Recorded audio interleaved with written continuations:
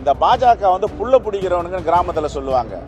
பிள்ளைங்கெல்லாம் வெளியான மாட்டாங்க, புள்ள பிடிக்கிறோம் புள்ள பிடிச்சிட்டு போகணும். அது மாதிரி யார் யாரெல்லாம் திறமையா இருக்கிறாங்களோ, யார் யாரெல்லாம் விவரமா இருக்கிறாங்களோ அவங்கள பிடிக்கலாமான்னு வலை வீசுவாங்க. ஒரு 5 நாட்களாக புதுடெல்லியில் இருக்கிறார்.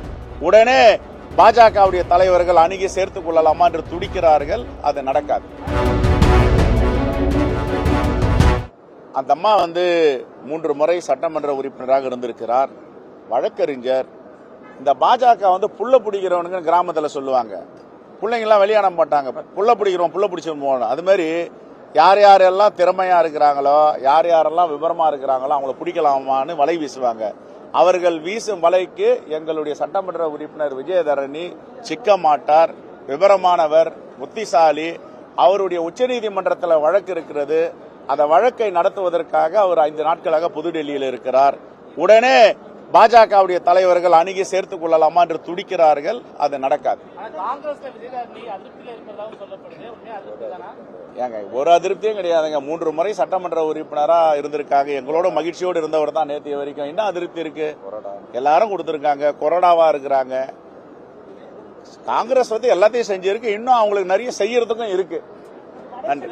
தமிழகத்தில் அரசு பள்ளியில பயின்றாலே பணம் அப்படிங்கிற மாதிரி ஒரு திட்டத்தை அறிவிச்சிருக்காரு. மாணவர்களுக்கும் அந்த அறிவிப்பு வந்திருக்கு. இல்ல, அரசு பள்ளிகள் மட்டும் கிடையாது, அரசு உடைய உதவி பெறும் பள்ளிகள் எல்லாத்துக்கும் இதை நீட்டிச்சிருக்காங்க. இது வரவேற்கத்தக்கது.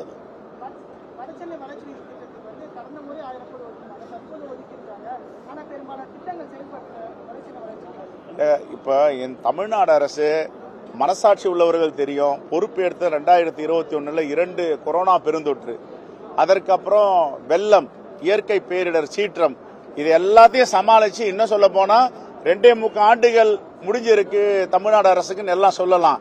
இவர்கள் முழுமையா ஆட்சி செய்யறது 1.5 ஆண்டுகள் தான். ஏறக்குறைய 1.25 ஆண்டுகள் பேரிடர்லயும், வெள்ளத்திலையும், சீற்றத்திலையும், இயற்கை சீற்றத்திலையும் போயிடுச்சு. இதை திறமையா செஞ்சு அங்கங்க பணிகள் நடந்துட்டு இருக்கு. இன்னும் எஞ்சிய நாட்களில் ஒரு முழுமை பெற்ற தமிழ்நாடாக தமிழ்நாடு முதலமைச்சர் மாற்றுவார் என்ற நம்பிக்கை இருக்கு. தேங்க்யூ. தமிழ்நாட்டில் புதிய பெயர் வைக்கப்பட்டிருக்கிறது. பாஜக நான் முதல்வன் திட்டம் எந்த அரசு? மோடி அரசு அறிவிச்சதா? இல்லந்தேரும் கல்வி மோடி அரசு அறிவிச்சதா? இருங்க 1000 ரூபாய் உரிமை தொகை மக்களுக்கு மோடி அரசு அறிவிச்சதா? காலை உணவு திட்டம் மாணவர்களுக்கு பெருந்தலைவர் காமராஜர் மதிய உணவு திட்டத்தை கொண்டு வந்தார் காங்கிரஸ் ஆட்சியில. காலை உணவு திட்டம் என்றதை அறிமுகப்படுத்தி இருக்கிறார் மாண்பு முதலமைச்சர். இது மோடியுடைய திட்டமா? தமிழ்நாடு இந்தியாவிற்கு இன்று பல துறைகளில் வழிகாட்டி கொண்டிருக்கிறது. ஏற்றுமதியில முதன்மை மாநிலமாக விலகி கொண்டிருக்கிறது. இது மோடியுடைய திட்டமா? இது ஏதாவது உண்மைக்கு புறம்பாக பேச வேண்டும் என்று பாஜகவுடைய தலைவர்கள் இதே வேலையாக இருக்கிறார்கள். உண்மையை பேச முடியாதவர்களால் உண்மைக்கு புறம்பாகத்தான் பேசுவார்கள். அதுதான் பாஜக.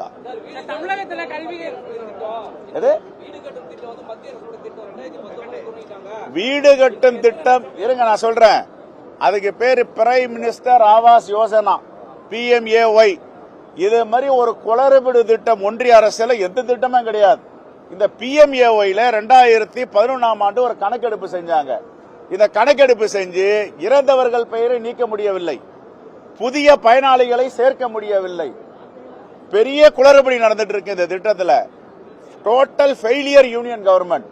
அது மட்டும் இல்ல, இந்த PMAYல ஒன்றிய அரசு திட்டம் எப்படி சொல்ல முடியாத?